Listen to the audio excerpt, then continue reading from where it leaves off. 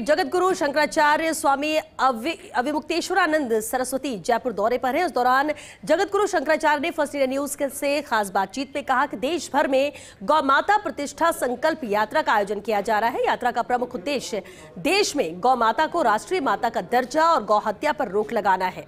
इस मौके पर शंकराचार्य स्वामी अविमुक्तेश्वरानंद सरस्वती से कई मुद्दों पर खास बातचीत की हमारे सहयोगी छवि फौजदार ने।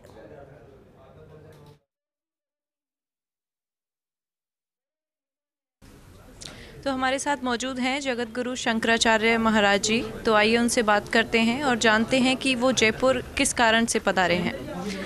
महाराज जी, जैसा कि आपने कहा है कि आप यहाँ जयपुर पधारे हैं और कार्यक्रम ये है कि आप गौ वध जो किए जा रहे हैं, गौ माता का वध जो किया जा रहा है वो उस पर रोक लगे और गौ माता को राष्ट्र माता का दर्जा दिया जाए। क्या कहना चाहेंगे आप? जी बिल्कुल, आपने सही कहा।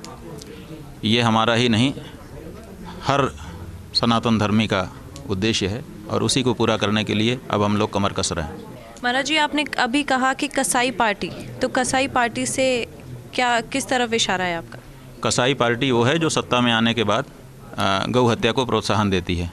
गौ हत्या करने वाले जो कत्लखाने हैं उनको लाइसेंस देती है, उनकी मशीनों पर सब्सिडी देती है, उनके मांस का एक्सपोर्ट करके उससे पैसा कमाती है और जो ऐसी कंपनियां हैं उनसे चंदा लेती है। महाराज जी, राहुल गांधी जी ने कहा है कि उनकी सरकार आने के बाद में राम मंदिर का जीर्णोद्धार किया जाएगा, वापस से उसको नए तरीके से बनवाया जाएगा और उसकी शुद्धिकरण की जाएगी। क्या कहना चाहेंगे इस पर आप? बात यह है कि अभी जो लोग बना रहे हैं राम मंदिर, उसमें क्या कमी है पहले वो बताएं, उसके बाद फिर सुधार के बारे में उनसे बात की जाएगी। कमी क्या है ये पहले, क्या उनको जानकारी है इस बात की? तो जिसको मंदिर के बारे में जानकारी हो उसको ये बात बोलनी चाहिए, और जिसको मंदिर मस्जिद के बारे में जानकारी ना हो उसको अनधिकार चेष्टा नहीं करनी चाहिए। ये धार्मिक लोगों का कार्य है, धार्मिक लोगों के जिम्मे रहने देना चाहिए। कोई भी पार्टी धार्मिक मामलों में दखल देने के लिए हकदार नहीं है। उनके पास ना तो कोई डिग्री है धर्म की और ना तो उन्होंने धर्म को जी करके जाना है। तो ऐसी स्थिति में अनधिकार चेष्टा ना करें। जो धर्म के विशेषज्ञ हैं वही धर्म की बात करेंगे। महाराज जी, 2024 के जो लोकसभा चुनाव हैं ये पूरी तरह से राम मंदिर, सनातन धर्म और धर्मवाद पर आधारित हैं, तो क्या कहना चाहेंगे इस पर आप?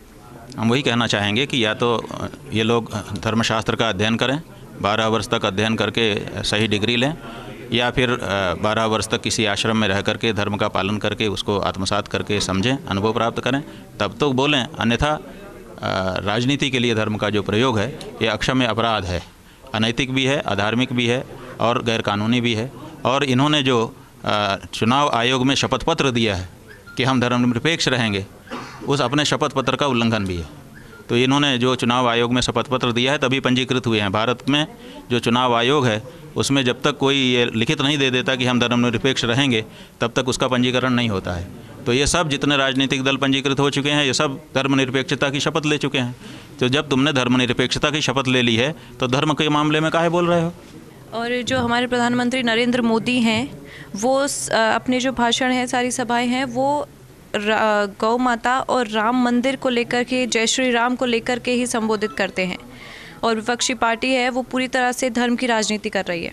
क्या कहेंगे आप? भाई, कोई भी पार्टी चाहे पक्ष की हो चाहे विपक्ष की हो, वो धर्म का सहारा लेकर के सत्ता में आना चाहती है। ये ठीक नहीं है, ये गलत है। उनको अपने प्रबंधन कौशल के ऊपर कि हमने देश का संचालन सुंदर कैसे किया, कैसे लॉ एंड ऑर्डर मेंटेन किया, कैसे शिक्षा और स्वास्थ्य के बारे में हमने जागरूकता फैलाई, कैसे हमने इंफ्रास्ट्रक्चर विकसित किया, इस बारे में लोगों को बता करके वोट मांगना चाहिए।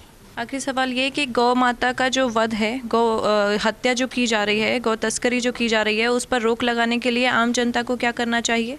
उस पर देखिए, आम जनता को आंदोलन नहीं करना चाहिए, क्योंकि आंदोलन से अब सुनवाई नहीं होती है। बहुत बड़े बड़े आंदोलनकर्ता आए और फेल होकर के चले गए। खिलाड़ी बैठे थे, उनको घसीट घसीट करके पुलिस ने बर्बाद कर दिया। किसान बैठे थे, उनका क्या हाल हुआ आप जानते ही हो। तो आंदोलन से कोई सुनवाई नहीं होगी। आप इकट्ठा कहीं हो जाएंगे तो आपके भगदड़ करा करके मार डाला जाएगा, गोली चला दी जाएगी, धाराएं लगा करके आपको बंद कर दिया जाएगा। आप पूरी ज़िंदगी मुकदमा ही लड़ते रह जाएंगे।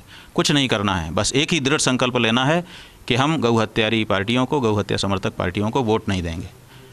एकदम पक्का कर लो, घर के बाहर बोर्ड लगा दो कि ये सनातनी हिंदू का, गौभक्त हिंदू का घर है। कृपया गौ हत्या समर्थन करने वाली पार्टियां संपर्क ना करें। गौ हत्या को बंद करने के लिए आम जनता को ये करना होगा कि उनको लगता है कि अगर ये पार्टी गौ हत्या को बंद नहीं करवा पा रही है तो उनको वोट ना दिया जाए। कैमरा पर्सन विनोद के साथ छवि फौजदार, फर्स्ट इंडिया न्यूज़, जयपुर।